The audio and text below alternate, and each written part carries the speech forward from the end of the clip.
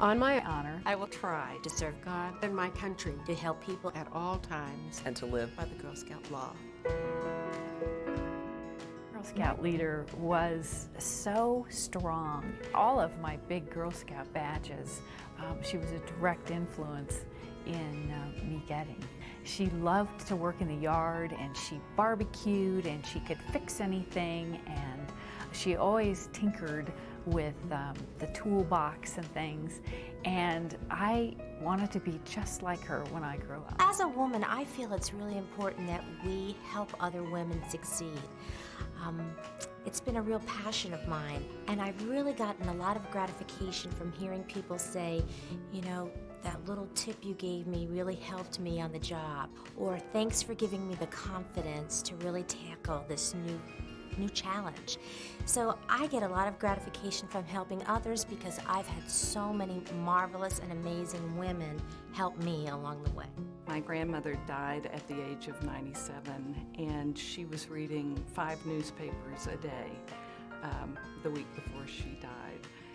She was intensely interested in politics. Her opinions could not have been more different from my own, but every time I saw her, she pushed me to articulate my positions, to argue with her about them, and to stay committed to whatever I believed in. I have a number of really beautiful young women who have kindly asked me to be their mentor, and that's a great privilege. And I meet with them on a regular basis. I know I gain much more from them than they gain from me. And I would say, you know, all you really have to do is work hard and do your job and be sure that you treat people fairly and that kind of thing. And you'd be surprised that you'll come out just like I did and never believe that life could be so exciting. I grew up loving science, loving space, loving nature, and thinking, of course, it was something that I could have a career in. I think girls make very natural scientists. They're curious, they're intelligent, they're analytical, and I think that it comes very naturally to them to be interested in science, but I think that social conditions can tend to, frankly, beat that out of them, you know, if they're trained to think that science is not for them. And it's my goal to just keep that same enthusiasm that they have, frankly, before adolescence, throughout adolescence and after adolescence, that it's very possible to be a very feminine woman and be a scientist. You don't have to give up your girlishness to be a scientist. When I was in 5th grade, I had a teacher, and her name was Mrs. French. I remember one parent-teacher conference when she sat down with my mother, and I was present, so I was like a non-entity. They were discussing me, but I was not a party to the conversation.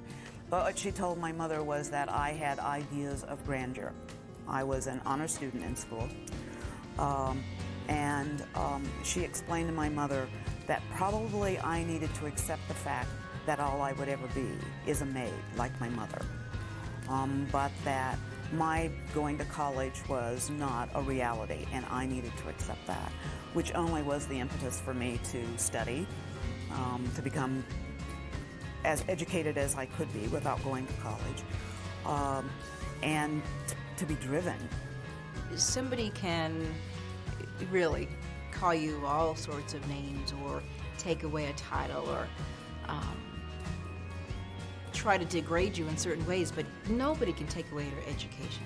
Nobody can take away the thoughts that you have about reading and writing and being able to process theory, and that'll just take you everywhere. Just a good foundation, and particularly in this business, if you can write, I always tell young people and myself, if you can write, you can get a job anywhere if you can express yourself. You have to believe that every child has a gift and that every child can and will succeed and can learn. And that's part of what we do at Escuela Tlatelolco. We do take children that, students in the middle and high school who have not been successful in a conventional public school setting.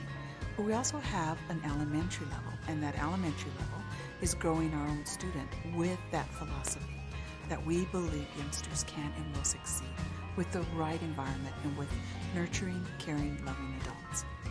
You know, I had a passion for education since I was a child.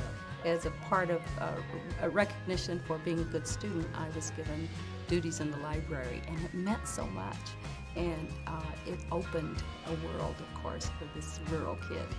And I've had that passion about bringing that love of education to others. I can't remember a day when I didn't want just every part of my soul to help others get an education. The advice I would give to young women in choosing a career is to do something that you enjoy or feel passionate about, because you spend so much of your life and so much of your time involved with it that if you don't have an emotional impact and if it's not something that brings out joy and excitement in you, then it doesn't have the same fulfillment. One of the things I want to do is to help people with a frame of thinking, whether it's about leadership, personal growth, organizational change. So it's that frame of thinking about what is going on. And my second major goal is to motivate the human spirit, to give people a sense of hope and optimism about their work. And certainly when I work with women, it's one to bring forth the appreciation of the gifts that we have and to highlight those and to provide some motivation and inspiration. My husband and I brought up our girls in a open opportunity in household, and the girls could mow the lawn, go fishing, tinker, go to shop, as well as to help with the laundry and learn sewing and cook. So we gave them every opportunity to do as if they had been our sons. I think that made me feel, taking it beyond myself, that I wanted to do something more in our community to empower women and girls. I think being a Girl Scout through 8th grade really did have a more significant impact than I realized. My mother was my Girl Scout leader, and I think seeing her in a leadership position was really important.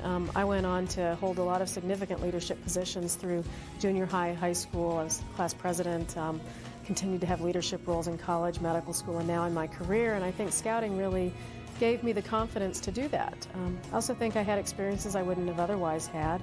And now I'm a Girl Scout leader, and I think having been a Girl Scout gave me the confidence to be a leader. I knew what it meant to do the badges, and it was something I really enjoy doing. Once my daughter turned 5, I've been the leader since they were daisies. Now they're going into 5th grade, and it's been a great opportunity as a working mom as well. I think that in order to achieve balance in your life when you are a senior executive or someone who has a job that takes up a lot of your time, is you have to set priorities. And my family is my number one priority. I've got 2 young children. I want to watch them grow up. I don't want to spend my later years wondering where all the days went, where all the time went. So I am very good about prioritizing my life and prioritizing my family first before everything else. I see tremendous strength in the Hispanic culture, and particularly the woman, who I think is the core of the culture, the hearth of the home, that carries all the strength that our culture has. I think our ability to be compassionate and caring and humanistic and to really put people first, our ability to be inclusive, because Hispanics come in all different colors, and I think that Hispanic women have so much to contribute to society. My passion for advocacy for women and girls actually stems from my mom and her experience.